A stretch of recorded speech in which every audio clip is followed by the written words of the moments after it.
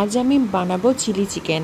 তো সমস্ত মশলা মাখানো চিকেনটাকে আমি একটা একটা করে তেলের মধ্যে ছেড়ে দিচ্ছি, তারপরে এপিট ওপিট করে ভেজে নেব। হালকা ভাজা হলে নামিয়ে নিয়েছি। এবার সে একই তেলে আমি টমেটো কুচি, পেঁয়াজ কুচি আর ক্যাপসিকাম কুচি হালকা করে ভেজে নিলাম। তারপর সমস্ত রকমের সসের মিশ্রণটা তার মধ্যে দিয়ে দিলাম।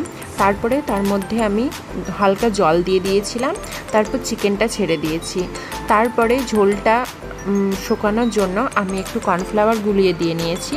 আর সব শেষে তার মধ্যে একটু রসুন আর আদা কুচনো ভেজে দিয়ে দিলাম। তো রেডি হয়ে গেল চিলি চিকেন।